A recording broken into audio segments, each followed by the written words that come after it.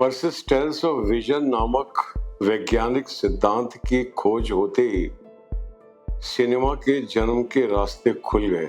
1888 में बहुत ही बड़े इन्वेंटर थॉमस एडिसन ने कॉन्सेप्चुअलाइज किया और जो आगे जाके सिनेमा बना और एक डिवाइस इन्वेंट करी जिसका नाम है काइनेटोस्कोप।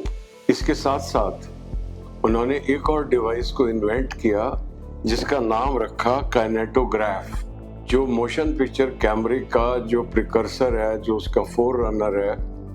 और शायद इसी काइनेटोस्कोप से ऑगस्ट एंड लुई लुमेयर, ये फ्रांस के दो फोटोग्राफर हैं, इनके पिताजी भी फोटोग्राफर थे और इनको पॉपुलरली लुमेयर ब्रदर्स करके जाना जाता है। इन दोनों लुमेयर ब्रदर्स ने 22 मार्च 1895 को पेरिस में 200 विशिष्ट अतिथियों के सामने विश्व की पहली फिल्म का प्रोजेक्शन किया। ध्यान दीजिए, एडिसन के सुपरविजन में उनके असिस्टेंट्स ने, उनके एम्प्लॉयज ने, उनके सहयोगियों ने जो डिवाइस बनाई थी काइनेटोस्कोप, वो प्रोजेक्ट नहीं होता था, उसके अंदर इमेज डिवाइस के अंदर थी और आपको वो एक विंडो जैसी गोल बना के उसमें से झांक के देखनी होती थी। लेकिन लुमेयर ब्रदर्स ने 22 मार्च 1895 को प्रोजेक्ट किया, जिस प्रकार से हम सिनेमा हॉल में जाते हैं और वहां पे एक फिल्म देखते हैं जो पर्दे पर प्रोजेक्ट होती है। और उसी वर्ष 28 दिसंबर 1895 को लुमेयर ब्रदर्स ने पेड शो करने चालू किए। तो ये जो पहली जो फिल्म है, इसको शॉर्ट फिल्म कहें, this is called workers leaving the factory, लोगों को बहुत पसंद आया और ये शोज की संख्या बढ़ती चली गई। और 1896 में लुमेयर ब्रदर्स मुंबई शहर में आए और वॉटसन होटल में ये शोज रखे। तो इस तरीके से देखा जाए तो सिनेमा का आगमन भारतवर्ष में अपने जन्म के 1 साल के भीतर ही भारत में भी सिनेमा का पहला प्रदर्शन हुआ। उन्होंने 1896 में एक बहुत ही एक्साइटमेंट पैदा करने के लिए ऑडियंस के अंदर उन्होंने एक रेलवे प्लेटफॉर्म पे लो एंगल पे कैमरा रखा और एक आती हुई ट्रेन का शॉट लिया। The name of the film is arrival of a train. जब ये फिल्म प्रदर्शित की गई तो बहुत सारे दर्शक घबरा गए कि कहीं ये इंजन हमारे ऊपर तो नहीं आ जाएगा, और वो स्क्रीनिंग वो हॉल से बाहर भागे। तो that was the magic of the moving picture. ये जितनी भी फिल्में हैं लुमेयर ब्रदर्स की, इनको देखा जाए तो ये जो रियल लाइफ हैपनिंग्स हैं, workers leaving a factory, arrival of a train, एक बच्ची को उसके पेरेंट्स खाना खिला रहे हैं, इस तरह के गार्डनर, एक वाटरिंग द प्लांट्स का भी एक इन्होंने बनाया। और उसके अंदर पहली बार एक ड्रामा रखा कि वो जो पाइप है गार्डनर का, पीछे से एक शरारती लड़का आके उसके ऊपर पाँव रख देता है, तो गार्डनर का जो पानी है वो आना बंद हो जाता है। वो हैरान होके उसको ऊपर नीचे कर रहा होता है, तो वो जो शरारती बच्चा होता है पाइप पे से अपना पाँव हटा लेता है और पानी छूटता है, तो वो गार्डनर के ऊपर जाता है। तो वो पीछे मुड़ के शरारती बच्चे को देखता है कि उसके पीछे भागता है, उसको पीटता है। और इस तरीके से आई थिंक ये पहली बार एक ड्रामेटाइजेशन किया गया। ये जो जितने भी फिल्में थी इनमें कोई कहानी नहीं थी, there was no narrative. Incidents को कैप्चर किया जा रहा था। Just the innovation of a moving picture was enough to draw the audience to watch these films. परंतु 1899 में वहीं पर पेरिस में एक फ्रांसीसी जादूगर जॉर्ज मेलियस नाम के एक मैजिशियन, एक्टर और डायरेक्टर ने एक फिल्म बनाई, सिंड्रेला।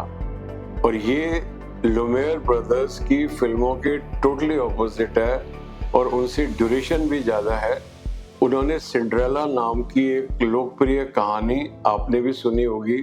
सिंड्रेला की कहानी, उसकी सौतीली बहनें सज धज के जाती हैं राजा के समारोह में और अपनी सौतेली बहन सिंड्रेला को छोड़ जाती हैं और वो रो रही होती है, तो एक जादूगरनी प्रकट होती है, एक देवी प्रकट होती है और वो जादू से उसको एक रूपवान और वेल ड्रेस्ड नवयुवती में परिवर्तित कर देती है।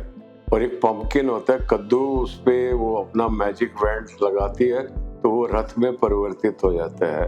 और चूहों को ऊपर वो अपना मैजिक वैंड लगाती है तो सिंड्रेला के अटेंडेंट्स बन जाते हैं और सिंड्रेला उस रथ में बैठकर और वो अटेंडेंट्स पीछे कोई आगे कोई, इस तरीके से वो जाते हैं और वो राजकुमार के समारोह में जाती है।